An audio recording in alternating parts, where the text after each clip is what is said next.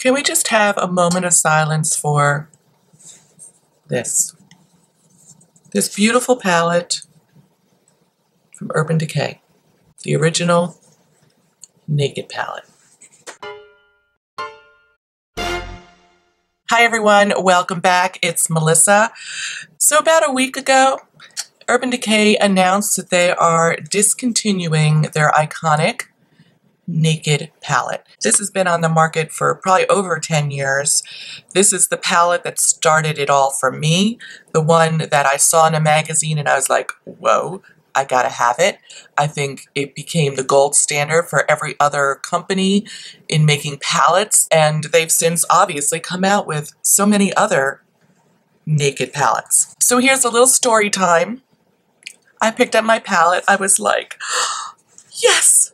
This is so gorgeous, and I quickly realized I didn't really know what to do with all these shades. Like, I was a little overwhelmed by all these shades, and I was struggling, and my daughter said to me, you know, Mom, a lot of people have tutorials posted on YouTube using this palette. I was like, what? People do makeup tutorials on YouTube? Okay, I'll bite. I Googled, I watched probably 4 hours of makeup tutorials that day, some naked, some not naked. This is where I first stumbled across Emily Noel. I realized that most of the people doing tutorials were at least half my age, if not more. And I was like, huh, is there no one out there doing tutorials using makeup that are like in their 40s or 50s? And I really struggled to find anybody that fit that category, which planted a seed for me, oh, those many years ago. I didn't act on it right away, but it did plant a seed. Back to this palette. So I had this idea for this series to do classic palettes, revisit them, talk about them, do some new looks, kind of refresh, you know, shop your stash and refresh your interest in some of these iconic classic palettes. And I thought I would start with the Naked palette because that's the one that started it all for me, unbeknownst to me that they were going to discontinue it. And so I had been working on this. Some of this footage is from May, and I thought, I have to. If I'm going to do this, I need to finish this video up and get this posted. So it sparked a secondary idea for me. When Urban Decay announced that they were going to discontinue this palette, someone was thinking at Rimmel and they posted this picture that said, but we're still here. Whoever's in their marketing department is brilliant. They're so smart. It was so simple.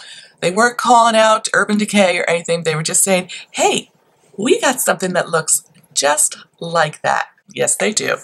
And I own it. And this one is the Keep Calm and Wear Gold. So I thought for this look today that I'm wearing, I wanted to do like a dark smoky eye because a lot of the other looks I had were a little bit more natural, neutral, a little bit more wearable. And that I would do one eye using the Naked palette and one eye using the Rimmel palette. I don't think you can really tell. Pause this video. Leave me a comment below and let me know which one you think it is. And then when you watch the little tutorial on this look, you'll see I don't hide it. It's right there up front and you'll be able to see. As you know, I like to break down the palette. And there is a lot going on in this palette. Everything from lighter shades to darker shades. A lot of sparkly stuff going on in here. And only a couple of little mattes. The Naked and Buck are your two mattes, and I think Creep is the matte. Virgin has a little bit of shimmer to it, but it's not too sparkly, and it works beautifully under your brow bone. So the rest is a lot of shimmer going on there. And what I've learned is this is a great palette for pretty simple looks for me. This is a great palette to do one shadow looks that are really, appropriate for almost anything. There are a lot of mid-tone shades here that when you put them on the eye, there's not a lot of contrast and they tend to look a little bit similar. And for me, I like them for one shadow looks. If you want to get more elaborate, you go here, you kind of go opposite ends. There are some super sparkly shades, Sidecar and Half Baked are really shiny, and I think initially when this came out there was a lot of complaints about fallout. Yeah, there's a little fallout, but It really is beautiful, and I would say some of my favorite shades are Toasted and Hustle together. I really like Sidecar. I like this on the lid. I like Sin on the lid.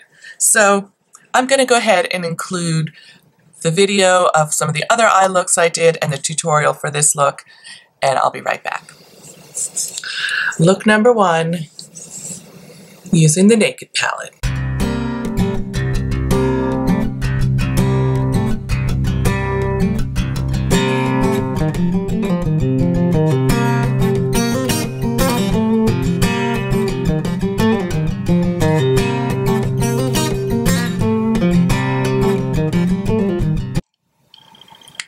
Brow,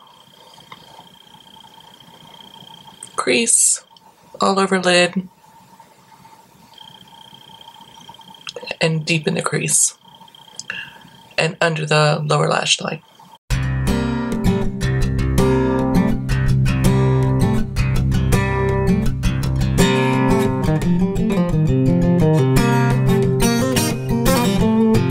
So I use Dark Horse all over the lid for pretty much a one shadow look. I put a little bit of this under the brow bone. Under the lash line, lower lash line, I put Buck, and then upper lash line, and again lower lash line, I went in with Creep. Almost like a liner, but a really soft liner. So essentially a one shadow look.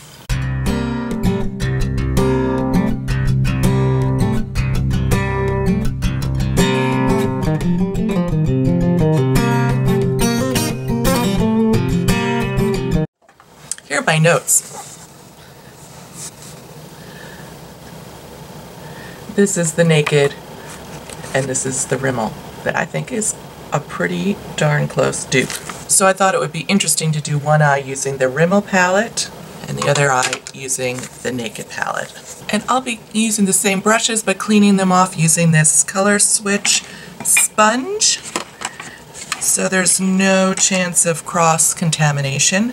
And I'm going to start off using a little fluffy blending brush from Sonia Kashuk's line.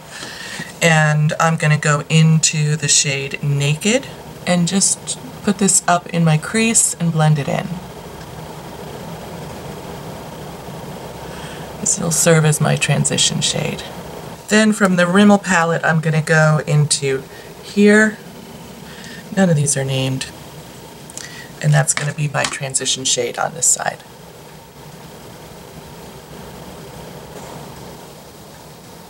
I think, yes, they're very, very similar.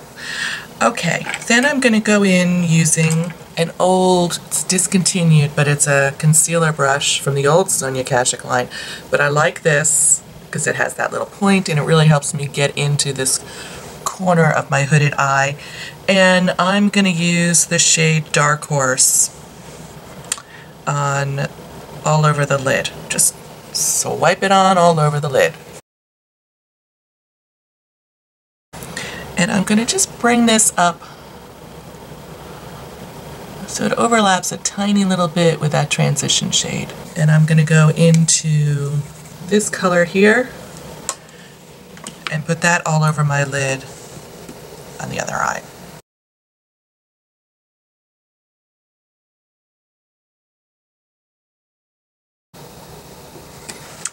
Okay. Now I'm going to take a blending brush and just blend along the crease where the two colors meet and try and drag a little bit of that dark color up into above my crease so that shows on this hooded eye. So I'm just going to, actually I want a smaller brush. Sorry, I'm just going to take this, you know, my favorite one from Japanesque, the 140 that I probably need to replace. I've had it for a long time. I do have a backup. It is probably my favorite eyeshadow brush. So I'm just going to do small circles and drag that color just a little bit above my crease because I want it to, just the edge of it to show. Okay. Next, I'm going to go back to this little concealer brush, and I'm going to go into Smog and just run that all over the mobile part of my lid. I want to get some of that shininess on my lid, just layering those two colors. I'm going to go into this shade here and do the same thing. So before I finish my eyes, I'm just going to take a little wipe, clean up a few little dark spots under each eye, because this is a pretty dark smoky look and I want that to look as bright as possible. And then for my foundation today, I'm going to use another product from my VIB purchase, and it's the Peter Thomas Roth Skin to Die For, the Mineral Matte CC Cream. And this is the second time using it. The jury is still out on this. I was not overly impressed the first time I used it, but I had a different primer underneath. See, it seems really thick. And that's probably the mineral sunscreen, but it's not as elegant a blend as I would probably like. So the first time I applied it just with my fingers, and I really felt like I had to work pretty hard to get it even. So I thought, oh, this time I'll try it with the sponge. I don't love it. I don't love it. To be very honest, I really don't love it. I wanted to love it. I think the color is okay. I feel like it looks a little cakey. Nothing new here. This is the Pro-Glow that I've been using all summer, and I really love. Now I'm going to finish up my eyes. First thing I'm going to do is take a little brush, go into the lightest shade in both palettes, and just put that up under my brow bone. So this is Virgin and the lightest shade from the Rimmel palette. Just give them a quick little blend, just very lightly. Alright, so now I'm going to do under my eyes, and I'm going to take a slanted brush like this, and I'm going to go back into Smog and run that under my lash line. It's kind of that bronzy shade. Ooh, I love that under there. Whatever this shade is here. This same one here from the Rimmel that I put all over the mobile part of my lid. Then I'm going to use the darkest shade in the Naked palette, which is Creep. It's like a black shade, on the same brush that I cleaned off. And I'm just going to define the outer corner of my eye, top and bottom.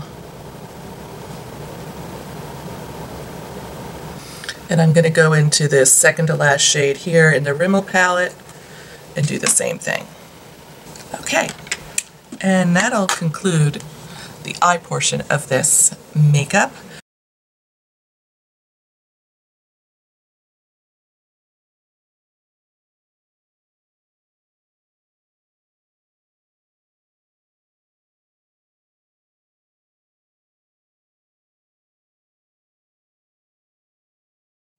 So now you know that this side is the Rimmel side and this side is the Urban Decay Naked side. I think that the look from here looks virtually the same. If I were going to really pick it apart, I think that the color I put on my lid, Smog, is definitely a little bit more golden from Urban Decay and a little bit cooler from the Rimmel palette. So if you like this kind of look, but you wish it weren't so warm, that's a bonus. And if you missed out on picking this up on sale, or even if the sale price is a little too steep for you, this is an awesome price point, and I think you can get great pigmentation and a great looks out of that palette as well. So I will continue using my Naked palette. Kate and I actually share it back and forth, and we both really enjoy this palette. It is a little bit on the warm side for me, so sometimes I go years without using it. Yes, I said years, because I've had it a long time. However, revisiting it, I was like, yeah, this really is a pretty special palette. And it really holds a special place in my heart because it was the first one I ever bought. Original Naked Palette, I love you. So I am planning on doing some other videos using classic palettes. Probably will jump over to Lorac next, but if there are classic palettes that you would be interested in seeing me do, like a little refresher, a little series on, please leave that in the comments below and I will work that in. I just wanted to do something a little bit different. So if you liked this video, please give it a thumbs up, and if you are new to my channel, I publish videos every Saturday morning, and I'll include a link to last week's video right up here. And I would love it if you'd hit this little bell icon and subscribe so you don't miss any of my future videos. Take care, and I'll see you real soon.